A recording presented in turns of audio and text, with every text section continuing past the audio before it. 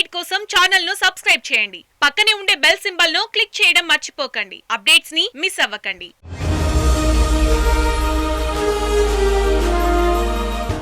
Telangana CM KCR మంత్రివర్గ విస్తరణలో ఇద్దరు మహిళలకు అవకాశం కల్పిస్తారని ప్రకటించడంతో తెలంగాణ రాజకీయాల్లో ఎవరా ఇద్దరు అంటూ ఆసక్తికర చర్చ మొదలైంది. ఈసారి పద్మా దేవేందర్ రెడ్డికి పక్కా అని అంతా చెప్పుకుంటున్నారు. పద్మా దేవేందర్ రెడ్డితో పాటు మరొక ఎమ్మెల్యే ఎవరా అంటూ చర్చించుకుంటున్నారు. గతంలో ప్రభుత్వ విప్గా పనిచేసిన ఆలేరు ఎమ్మెల్యే గొంగిడి సునీత అయి ఉంటారని కొందరు, కాదు ఎస్టీ కోటాలో రేఖా నాయక్కు అవకాశం కల్పిస్తారని మరికొందరు, లేదు సత్యవతి రాథోడ్కి అవకాశం కల్పిస్తారని ఇంకొందరు ఎవరికి వారే లెక్కలు వేసుకుంటున్నారు. పోరాడి సాధించుకున్న తెలంగాణలో ఉద్యమ పార్టీ టీఆర్ఎస్ అధికారంలోకి వచ్చింది. టీఆర్ఎస్ మంత్రివర్గంలో ఆది నుంచి మహిళలకు అవకాశం కల్పించలేదు టీఆర్ఎస్ అధినేత సీఎం కేసీఆర్.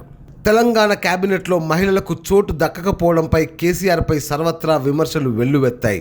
గత ఎన్నికల్లో ఇదే అంశాన్ని ఎన్నికల అస్త్రంగా ప్రయోగించేవి కాంగ్రెస్, తెలుగుదేశం పార్టీలు.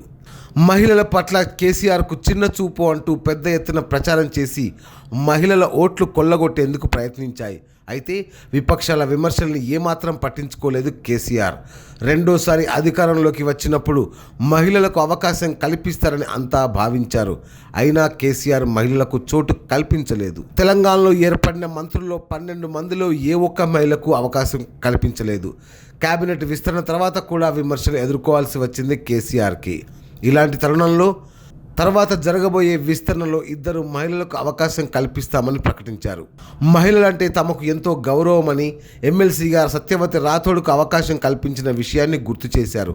అయితే మంత్రివర్గ విస్తరణలో ఎవరికి అవకాశం కల్పిస్తారన్న చర్చ రాజకీయ వర్గాల్లో జోరుగా సాగుతోంది. తెలంగాణ అసెంబ్లీ ఎన్నికల్లో 3 మహిళా ఎమ్మెల్యేలు గెలుపొందారు.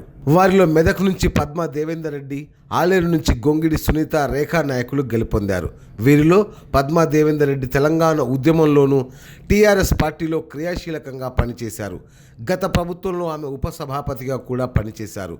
ఇక ఆలేరు ఎమ్మెల్యే గొంగిడి సునీత, ఈమె గత ప్రభుత్వంలో ప్రభుత్వ విప్గా పనిచేశారు. ఇకపోతే నిర్మల్ జిల్లా ఖానాపూర్ నియోజకవర్గం ఎమ్మెల్యే రేఖా నాయక్, ఆమె రెండోసారి ఎమ్మెల్యేగా ఎన్నికయ్యారు. ఇదిలా ఉంటే ఎమ్మెల్యే కోటాలో ఎమ్మెల్సీగా సత్యవతి రాథోడ్కు అవకాశం కల్పించారు సీఎం కేసీఆర్. ఈమె రాజకీయాల్లో చాలా సీనియర్. రాజకీయ అనుభవం దృష్ట్యా ఆమెకు మంత్రివర్గంలో చోటు దక్కే అవకాశాలను కొట్టిపారేయలేం. ఎస్టీ కోటాలో సత్యవతి రాథోడ్కు అవకాశం లేకపోలేదని తెలుస్తోంది. ఇవన్నీ ఇలా ఉంటే కాంగ్రెస్ పార్టీకి చెందిన ఎమ్మెల్యే, మాజీ హోంమంత్రి త్వరలోనే టీఆర్ఎస్ పార్టీలో చేరబోతున్నారంటూ పెద్ద ఎత్తున ప్రచారం జరుగుతోంది. ఆమెకు మంత్రి పదవి ఇస్తే పార్టీ మారే అవకాశం ఉందని తెలుస్తోంది. కాంగ్రెస్ ప్రభుత్వ హయాంలో ఆమె భూగర్భ గనుల శాఖ మంత్రిగా, కీలకమైన హోంశాఖ మంత్రిగా పనిచేశారు సబితా ఇంద్రారెడ్డి. ఈమె టీఆర్ఎస్ పార్టీలోకి వస్తే పద్మా దేవేందర్ రెడ్డికి, గొంగిడి సునీతారెడ్డిలకు ఇబ్బందేనని టాక్. మరి కేబినెట్ విస్తరణకు సంబంధించి కేసీఆర్ మదిలో ఏముందో అన్న తెలియాలంటే లోక్సభ ఎన్నికలు జరిగే వరకు వేచి చూడాల్సిందే. Great Telangana news, Hyderabad. Thanks for watching. Please like, comment, share. Follow on Facebook, Google+, Twitter, Instagram. For more updates, please subscribe Great Telangana TV.